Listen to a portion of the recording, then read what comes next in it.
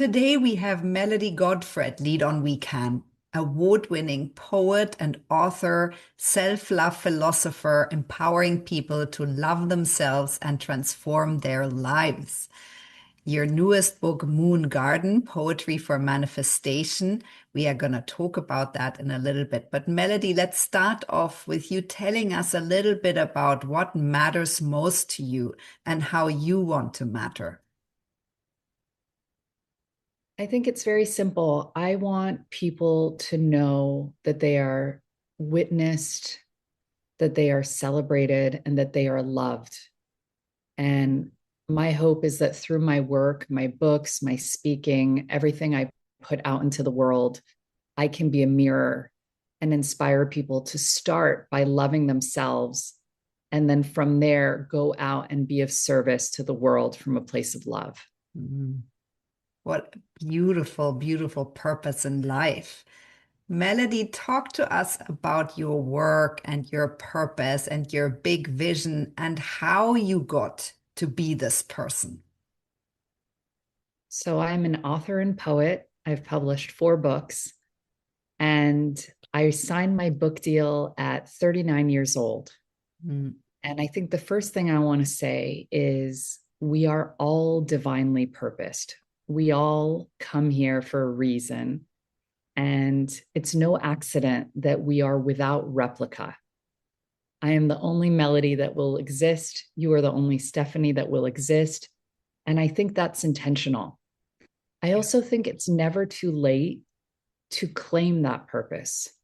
So many of us in childhood have clarity about who we are and what we love and what we want to offer to the world. And then as we move through the path of life and we're met with the challenges of adulthood and adolescence, we get covered in what I like to call dust, the dust of regret, the dust of fear, the dust of shame. The dust removes us from the present moment, and in doing that, disconnects us from our intuition and our clarity around what our purpose is. So, in terms of my story, I know my purpose is to be an author, to write about self-love and authenticity, and to provide a bridge that helps people find their way home to themselves. And that is something that I was doing as a child. I was writing poetry and music and using creativity as my way to not only connect with myself, but also connect with the world. And then the dust settled in, and I started doing what I thought I was supposed to do instead of being who I actually was. And that led me to getting a business degree and a law degree and going down the road of entrepreneurship, all of which plays a definite role in my ability to amplify my message and share my purpose. So there are no mistakes, but I'm very grateful to have reached the place I have reached in my career and to be able to now help other people navigate that return home as well. So beautiful. Oh, thank you. Melody, where do you think this confidence comes from? Putting messages out there that are almost audacious, even though they should be so natural. I love how you phrase that. In my book, Self Love Poetry for Thinkers and Feelers, I have a line in there that defines self care as the crazy notion that you deserve your own attention. Mm. And I think it really is audacious that we are not on our own priority lists, Yeah. that we can take care of everyone and neglect ourselves. And somehow that comes across as altruistic or noble or even bold.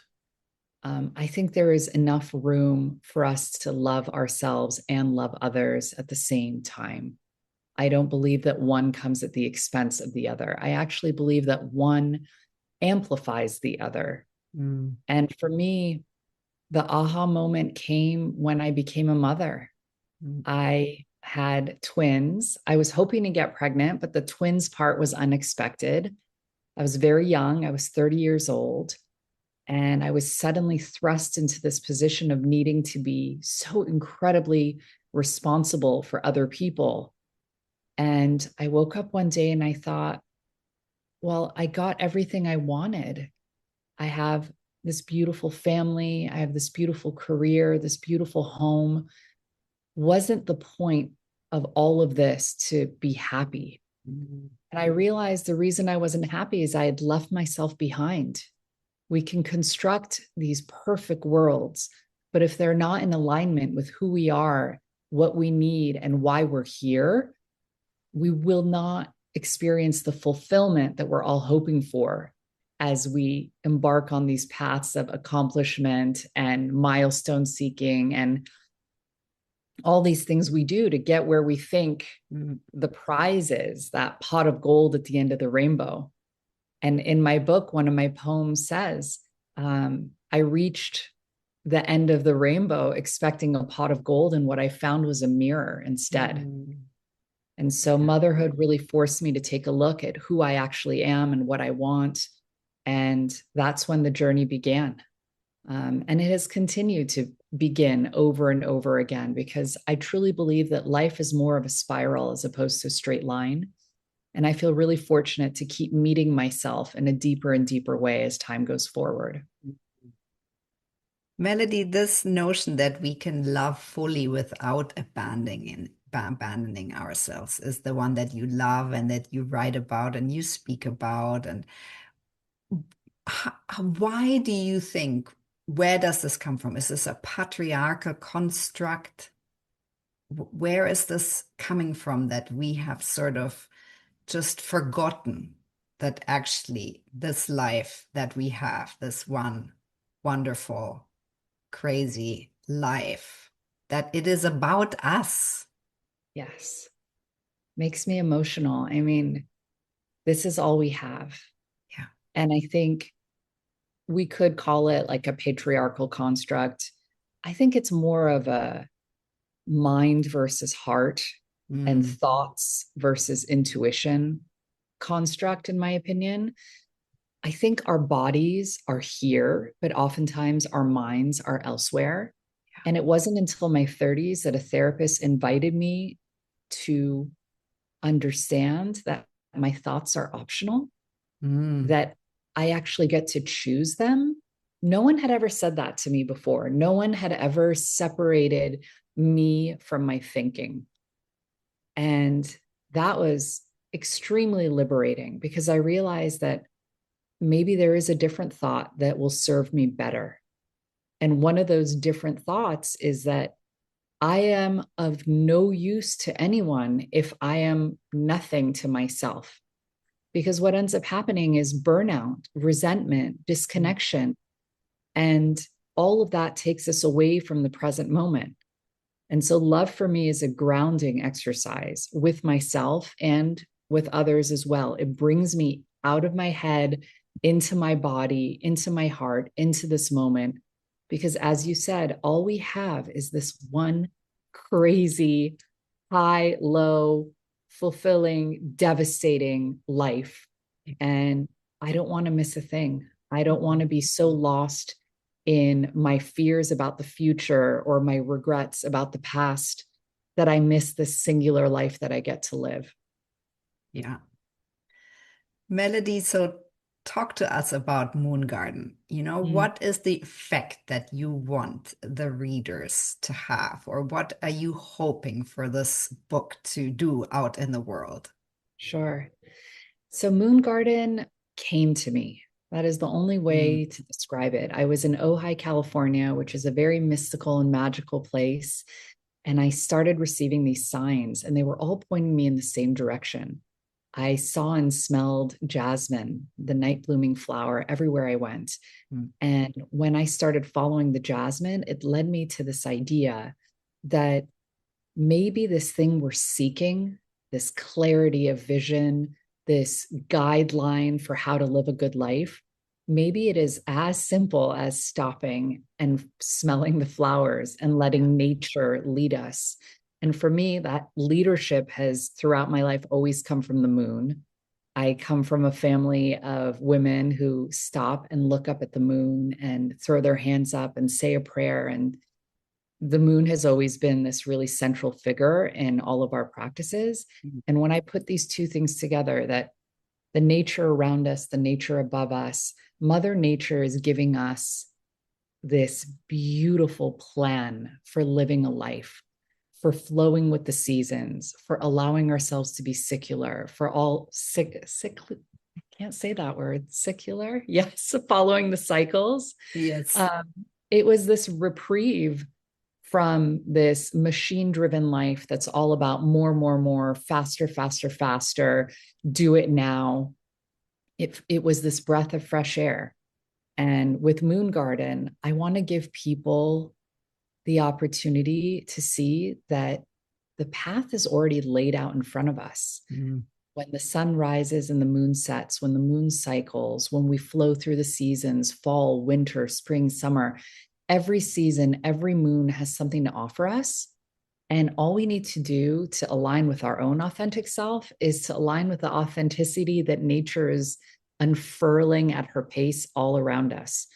And more than anything, I want to reclaim the word manifestation, not as a word that implies acquisition, because manifestation is oftentimes used in the context of, I want to manifest a car, I want to manifest a house, I want to manifest a really, I want. And in my book, manifestation is actually a quest for alignment. Mm-hmm. How authentic can you be? How much can you build a life that's aligned with your natural self and the natural world? And from that place, in December, which is the end of my book, the goal isn't more. The end goal is peace. And I think that's truly what we're all feeling the need for right now is peace. We don't want more. We just want to be at peace with ourselves and with our worlds. And that's what I hope Moon Garden's able to provide to people is a path towards peace. Melody, I remember you had a quote on social media and it went viral and it was picked up by Hoda Kotb and like lots of amazing, people in the media. I don't want to butcher it, but that is a little bit what you just said. Will you repeat it and talk to us about that? Yeah, I wrote that poem in 2020 in the midst of the pandemic. Mm. And it came to me one day and I just shared it on Instagram, and it's amazing how far it ended up going. It said, I thought 2020 would be the year I get everything I want. Now I know 2020 is the year I appreciate everything I have. Mm. And it resonates because it's true. And I think that's the beauty of being an artist in this world. Mm. I'm not here to create something new. I'm not here to be the first one to come up with an idea. I'm here to be a bridge between these universal truths and the people who need to hear them. And grounding ourselves in gratitude and seeing all the majesty around us, even in the hardest of times, is a gift we can give ourselves at any point, not just in 2020. Mm-hmm. Yeah. And it's so important because it's really a medicine for this grounding and this alignment, and to really remember that we can create and co-create the world that we live in, even in the times where we feel it's out of our control. And I think this is what you do, to me, at least, reading your things. It brings me back to myself and it gives me this little nudge saying, you're good. You're doing everything you can and you're fine. So talk to us a little bit about what is that life as a poet? What does life look like as a poet? My life probably looks a lot like yours. I think there is this idea that a poet is out in the meadow underneath the moon, living a slow, mystical experience and drawing inspiration from the world. My inspiration comes in the in-between moments, of being a mother, a friend, a sister, a daughter, a worker. In addition to writing, I do consulting. I'm always on the move. I have 3 kids at 3 different schools. I have a minivan that I spend too much time in every afternoon. And I think sometimes we think that that thing we want, that version of life we want, is going to come later. And what I've realized is, as a poet, my job is to seek out the sacred in the mundane, Yeah. to turn routine into ritual, to find delight where others may just not even notice. And so for me, I've been trying to find more moments where I can simply notice what is around me. I have a habit of going for walks and seeking out hearts and just pausing and seeing what the universe has in store for me that day. And you use the word co-creation. And I think that is so powerful, because what I have found more than anything is when I stop to notice, when I believe that I am in concert with nature and the world around me, the universe likes to play with me. The universe speaks to me, puts things in my path, affirms me, guides me. And I don't think that's unique to me. I think No. we are all in play with each other and the world around us. We just have to look up from our phones, look towards each other, and notice. Yeah. So, what experiences do you have about humanity by sharing your poetry? That is perhaps the greatest gift of this work. Mm. Uh, I often joke that writing these books is my sneaky way of meeting kindred spirits around the world. I am so fortunate to get messages every day, whether it's in a DM or an email or a review, where someone is vulnerable enough to share with me the impact that my work has had. I had a message recently from someone who said that a newsletter I wrote, because I have a newsletter called The Poetry Oracle. She said I was in a very bad place one night and I didn't know what I would do. And then I got your newsletter and it reminded me it's okay to stay, to be here. I received a message from a gentleman, a man in midlife. And, you know, my books, I think, skew towards women, but men read them too. And they are for men. They are not for any one type of person. And he shared with me how reading self-love poetry healed some of the shame that he had since his childhood. A woman in her 70s came to a book event I was having in Ojai. She drove over from Santa Barbara. She said, I'm here for you because you taught me to love myself for the first time in my life since I had an injury as a child that really disrupted my relationship with my body and myself. And not only did the book help her heal, it inspired her to write. And she wrote a beautiful book of poetry in her 70s. And these are the messages that I get every day. And I think the reason people feel comfortable to share them is because I infuse myself into all my books. In The Shift, for example, I share a lot of challenging moments and thought patterns and experiences I was having in the midst of the pandemic. In Moon Garden, I share anecdotes from things I've learned from my children. I think when people see that it's okay to be vulnerable, they then give themselves that permission. And that is the foundation of human connection is, can I offer you my truest self? And can you do the same in return? And can we meet in that place? And it reminds me of one of my favorite poems by Rumi, the mystical Iranian poet. He said, right? He Oh, said, and I'm Persian, so I was born in Iran. And so for me, the Iranian poets, like I feel like they pass this torch, and it's my responsibility to carry not just my work forward, but theirs as well. Rumi said, uh, out, out beyond notions of right doing and wrongdoing, there is a field. I will meet you there. yeah. And I think writing about self-love and authenticity leads people to that field where we can drop our judgment about ourselves, drop our judgment about others, and simply meet each other as we are from a place of love.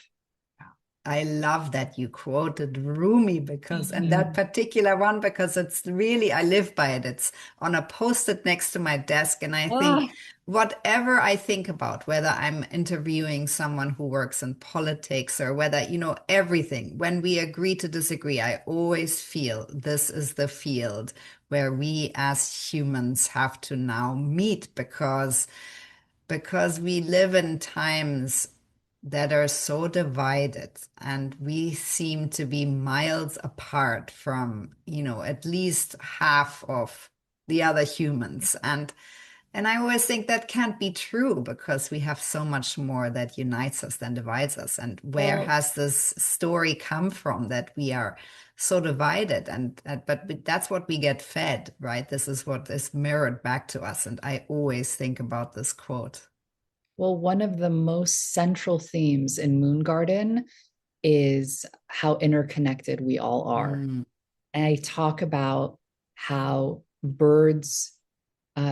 bees and flowers, that's a completely symbiotic relationship. Can you imagine if the flower closed its petals when it mm, saw a bee approaching yeah. and said, "You're not welcome here"? Or the mycelium, the mushroom underneath the earth, they literally talk to each other. They have this incredible network. Or the clonal trees who share roots. Even though at the surface they appear as individual trees, they are Mm, actually sharing a root system. There are so many examples in nature yeah. where things that are seemingly separate or seemingly against each other are working together and only survive because of that. That is something that is echoed throughout Moon Garden, because I think in this moment of time, as you said, we have forgotten. And if you want to know why we've forgotten, I think it's because the digital age is inherently binary. It's all ones and zeros. Yeah. Computers don't think in gray, they don't think in union. And we are now more connected to technology than we are to the sun and the moon. We have left the field. And I hope that my work, especially the latest work, although if you've read all of my books, you see that nature has been a central theme throughout all of them. But in Moon Garden, I hope especially it's an invitation to go outside. You Mm, know, there's a poem in there called "The Garden is Available." And it says, if you're heartbroken, the garden is available. If you're scared, the garden is available. And the very last line says, the sanctuary you seek is right outside your door. mm, And I think sometimes it's as simple as that. Maybe our road home to each other, our only way to overcome this polarity is to meet each other in the field. We need to seek the sanctuary that's outside our door. yeah, definitely. Melody, so what tips do you have for all the people listening that think, how can we love ourselves more though? I think one of the best practices, and it's perfect timing because June, the moon is the strawberry moon, Mm, and June's strawberry moon is a moon of pleasure. It's about choosing pleasure and presence over perfection. If you want to know who you are, you need to know your pleasure. You need to know what lights you up, what makes you feel alive, what brings you into your body, what takes you out of your mind, out of your troubles, out of your hamster wheel of a life. So I say start with pleasure. mm, I bet if I were to put 100 people in a room and ask them, what gives you pleasure? It would be crickets. And that's something that for me, I have really devoted myself to in the past year. Concerts give me pleasure. Comedy mm, shows give me pleasure. Karaoke, singing in public gives me a lot of pleasure. Travel gives me pleasure. Nature walks, finding hearts, all these things. I integrate them into my life and I make them a priority because when I feel alive, all the blockages around love mm. drop down. Yeah. And I think most of us, we're going through the motions. And thank you And we for may showing know, us a roadmap, Melody. yeah, pleasure, pleasure. That's make June your month of pleasure. Give it to yourself. Yeah. It'll be amazing how transformative a simple act like that can be. Yeah. Melody, what is the greatest risk you've ever taken? Mm, I think honestly, the biggest one was leaving my law career. Mm, I was 1 year into a very prestigious job as a litigation attorney right out of law school. I had an office on the 20th floor with an ocean view. I had an incredible salary that honestly, it took me years to get back to. mm, Um, and yet, I remember being in my office one night reviewing paperwork, and I felt my soul leave my body and look down at me and say, this is how you're going to live your life. This is how the girl who is a poet and a singer and a pianist is going to spend her life reviewing documents. mm. And it wasn't until years later that I learned of the Mary Oliver poem where she asks, "What are you going to do with this one wild and precious life?" But I think it's almost like I channeled Mary in that moment, and Yeah. she came into my space and asked me the question. What I love about that poem, too, is even though people talk about that one line, the entirety of the poem is so beautiful because she talks about devotion and Mm. finding devotion. For her, it was in gardening, like dropping down on her knees and putting her hands in the dirt. And so for me, the risk was choosing something different that I was actually willing to be devoted to. And I think that's the question we should all ask ourselves. If we only have one life, what is worthy of our devotion? And once that becomes your barometer for how you're living, the decisions you make start to change when you see every act, every breath, everything as an act of devotion. Yes, and Yeah. Melody. So, what do you feel success looks like for you? What do you feel is your greatest Mm. achievement? You know, it's a difficult question because I think, to use your word from earlier, we live in a patriarchal society Mm, where there's only really one metric for success, and it's financial. yeah. And so I think we are all ingrained with this idea that the only success that exists is one where there are $1 million signs attached to it. And in self love poetry, I write about how I reframe that in my mind, and I talk about untethering my worth from likes, clicks, and dollar signs. Mm, And that was the work I needed to do to fully appreciate my impact in the world, because a single life that I've impacted, a single person who's read my book and feels more connected to themselves, safer, happier, more at peace, that is the ultimate impact. And I've done that thousands of times over. And that's how I know that I'm doing my life's work, is did I make this life a little bit easier for someone else? But mm, I think we all need to go through that process where we separate what society tells us the success is and what our intuition, our divinely guided, energetic life force, what we know the impact is. And for me, my impact goes beyond the work that I do. I mean, I'm raising three really beautiful humans. And whether you're a parent or not, we're all every single day making an impact on the people around us.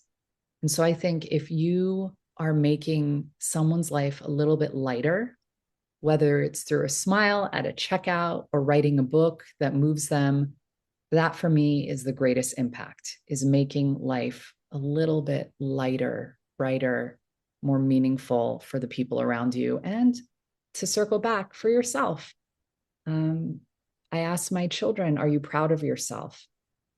Because ultimately it's not about making other people proud. And I can say I am proud of myself and grateful for everything I've done so far. Melody, thank you so much for showing us this different way, right? A way Mm. where we live also for the greater good without abandoning ourselves. Thank you. It's the privilege and pleasure of a lifetime. Melody, we just had Mothering Sunday in America and large parts of the world. What advice or what message do you have for all the moms? Oh, don't forget to love yourself too. Mm, This beautiful act of nurture that you offer to everyone in your world, give it to yourself too. yeah. And not because you can't love them without doing it. Self love is absolutely not a precursor to loving others. Mm, You can absolutely live a full life of loving others, but I don't know that you will enjoy it as much as you could. And that really is the gift we give ourselves when we love ourselves. You get to enjoy the beautiful life that you create every day. Melody, so what are your plans and your goals for this year and beyond? You know, I spent the last 5 years writing. I published 4 books in around 5 years. And even though there is this part of me that's like, okay, what's next? And I even have a book title and a plan for another book. Part of my work is to stop and enjoy it. You Mm, know, going back to therapy, one day my therapist looked at me and she goes, have you noticed you always get what you want? And I said, what are you talking about? No, I don't. And she goes, no, you do. You make it happen. And she goes, but have you also noticed you never stop to enjoy it? mm, It's always immediately about the next thing. yeah. And that was a pivotal realization for me because as much as I talk about life being a spiral and abandoning the rat race and not needing to constantly be pushing myself to the next milestone, I mean, these are the things I write about, being present. There is still this tug like, okay, what's next? And in fact, sometimes publishing a book can be really a letdown Mm, because it's the exhilaration of creation and making it that fuels me. And then it's here, and I want to fill that with, okay, now what am I going to create? And so, to answer your question, I'm embracing the unknown with a big, beautiful exclamation mark. What if, what is coming? I don't know. I don't know what the future holds for me right now. I just know that I am not going to rush to fill it. I'm going to allow life to unfold mm. and to allow these books that I put so much heart into to breathe and to reach the people they need to reach before I immediately start writing a new story. So I'm grateful to be in this moment and to see how things unfold for me. Beautiful. Melody, what could the takeaways be from your story if you had to sum it up, if you had to sort of give one message? Mm. My takeaways are you have a purpose, even if you don't know what it is yet. Um, it's never too late to claim that purpose. Mm, The world will be ready to receive what you have to offer when you're ready to share it. Love yourself along the way. And remember that the only reason we are here, the why of our collective existence, is to love.